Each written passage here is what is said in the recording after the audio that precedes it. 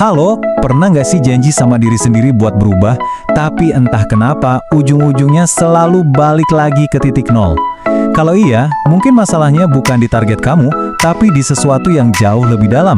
Hari ini yuk kita lupain sejenak soal tujuan dan resolusi, dan kita fokus ke inti dari perubahan yang benar-benar awet, yaitu identitas. Coba deh kita putar waktu sejenak ke awal tahun atau mungkin awal bulan kemarin. Ingat nggak semangat yang menggebu-gebu itu? Bikin daftar resolusi, terus janji ke diri sendiri. Kali ini pasti beda. Tapi, entah gimana ceritanya, semangat itu pelan-pelan padam dan kita balik lagi ke kebiasaan lama. Rasanya familiar banget kan? Pertanyaannya, kenapa ya siklus ini kayaknya berulang terus? Dan kalau kamu ngerasain ini, kamu nggak sendirian sama sekali. Data ini nunjukin sesuatu yang cukup mengejutkan. Sekitar 80% resolusi itu gagal bahkan sebelum bulan Februari selesai. 80%. Ini bukan karena kita kurang niat atau kurang disiplin. Ini karena kita semua, mungkin tanpa sadar, udah pakai pendekatan yang keliru dari awal. Jadi, dalam pembahasan kita kali ini, kita bakal bedah semuanya langkah demi langkah. Kita mulai dari kenapa resolusi sering gagal, terus kita pakai analogi sederhana tentang rumah. Habis itu, kita masuk ke cara praktisnya.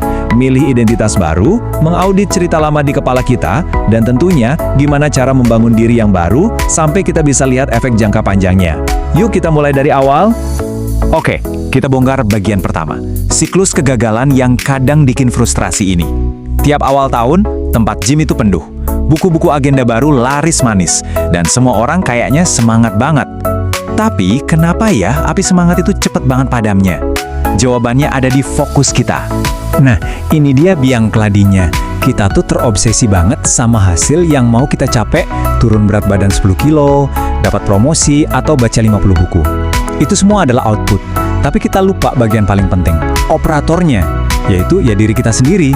Kita pengen dapat hasil yang beda, padahal orang yang ngejalaninnya masih sama. Selama identitas kita, si operator di balik semua tindakan itu nggak berubah, kita sebenarnya cuma lari di tempat, sambil berharap pemandangannya bakal berubah sendiri. Biar lebih kebayang, kita pakai analogi yang kuat banget deh, membangun rumah. Bayangin diri kamu itu adalah sebuah rumah. Semua kebiasaan, keyakinan, dan cara pandang kamu itu adalah struktur dan fondasi dari rumah itu. Nah, lihat perbandingan ini. Di satu sisi, fokus pada target itu persis kayak gini. Cuma ngecat ulang tembok yang udah retak atau beli furnitur baru buat rumah yang mau roboh. Kelihatannya sih bagus sesaat, tapi masalah utamanya, fondasi yang rapuh sama sekali nggak kesentuh. Di sisi lain, fokus pada identitas itu seperti ngebenerin fondasinya dulu. Kerjanya mungkin nggak kelihatan keren dari luar, nggak instan, tapi inilah yang bakal bikin rumah itu berdiri kokoh selamanya. Secara psikologis, perang batin ini ada istilahnya loh, disonansi kognitif. Ini terjadi waktu tindakan baru kamu, misalnya ayo olahraga, bertabrakan sama keyakinan lama kamu, tapi aku kan bukan tipe orang yang rajin. Nah, dalam pertarungan ini, otak kita punya kecenderungan buat mihak yang lama, yang udah akrab. Bukan karena itu benar, tapi karena rasanya lebih aman dan nyaman aja.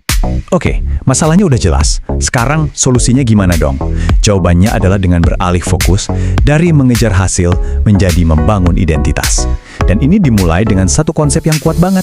Setiap tindakan yang kita ambil adalah sebuah suara, sebuah vote untuk kita mau jadi orang seperti apa. Cara kerjanya simple banget. Waktu kamu milih bangun pagi dan olahraga, kamu tuh bukan cuma bakar kalori. Kamu lagi ngasih satu suara untuk identitas, saya adalah orang yang disiplin. Sebaliknya, waktu kamu nekan tombol snooze buat yang ketiga kalinya, kamu juga lagi ngasih suara, tapi buat identitas, saya adalah orang yang gak konsisten. Otak kita itu kayak pengumpul suara yang canggih. Dia nyatet semua vote ini tanpa henti. Jadi coba deh kita renungin, hari ini aja suara terbanyak yang udah kamu berikan, itu untuk identitas yang mana?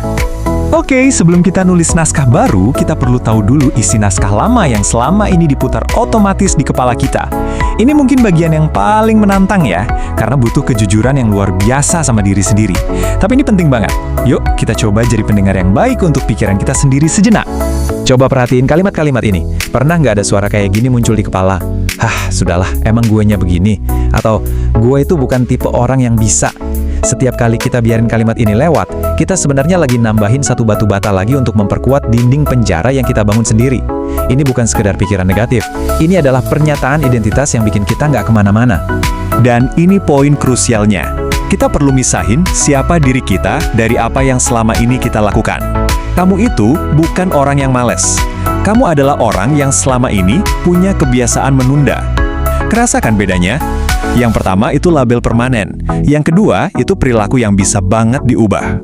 Nilai kamu sebagai manusia nggak berubah, tapi kebiasaan kamu itu sangat bisa diubah.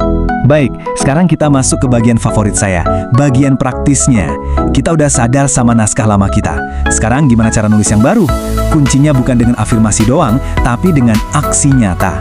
Yuk kita lihat gimana caranya membangun bukti untuk identitas yang kita mau.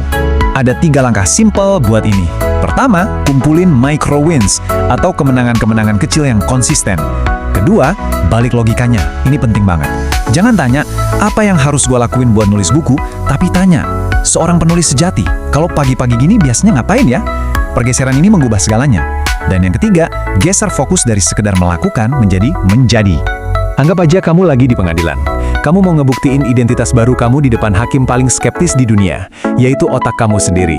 Satu tindakan besar nggak akan cukup. Yang bisa meyakinkan si hakim adalah setumpuk bukti kecil yang konsisten. Tiap kali kamu milih salad daripada gorengan, itu satu berkas bukti buat orang yang sehat. Tiap kali kamu nabung Rp10.000, itu bukti buat orang yang jago ngelola uang. Kecil, tapi nggak bisa dibantah. Saat kamu mulai ngelakuin ini secara konsisten, sesuatu yang ajaib mulai terjadi. Perubahan yang kamu alami nggak lagi terasa kayak perjuangan yang berat. Perubahan itu jadi sesuatu yang alami, yang otomatis. Inilah efek jangka panjang paling kuat dari pergeseran identitas. Hal yang paling menarik dari perubahan identitas itu adalah dia terjadinya diam-diam. Gak ada momen transformatif yang besar dan dramatis kayak di film-film. Perubahan sejati itu adalah akumulasi. Tumpukan dari ribuan keputusan kecil yang benar, yang diambil waktu, gak ada seorang pun yang nonton. Itulah kekuatan dari konsistensi yang sunyi. Dan disinilah puncaknya. Waktu kamu udah benar-benar menjadi orang yang kamu inginkan, kesuksesan bukan lagi target yang harus dikejar. Kebugaran, produktivitas, kekayaan, semua itu jadi konsekuensi yang gak terhindarkan. Seorang investor hebat gak butuh motivasi buat investasi. Dia melakukannya karena dia adalah seorang investor. Hasilnya cuma efek samping dari identitasnya. Jadi, yuk kita akhiri dengan sebuah pergeseran pertanyaan. Mulai hari ini, pertanyaan yang perlu kita ajukan ke diri sendiri bukan lagi apa target yang mau gue capai. Pertanyaan yang jauh lebih kuat adalah, gue mau jadi orang yang seperti apa? Siapakah versi diri kamu yang baru, yang kalau kamu jalani setiap hari, secara otomatis akan membawa kamu ke hasil yang kamu impikan? Sebagai langkah pertama yang nyata, aku mau menantang kamu. Ambil waktu sejenak setelah ini dan tulis satu kalimat yang dimulai dengan "Saya adalah orang yang". Isilah dengan identitas yang ingin kamu bangun. Ini bukan sekedar afirmasi, ini adalah deklarasi. Ini adalah suara pertama kamu untuk memulai babak baru. Terima kasih sudah menyimak sampai akhir.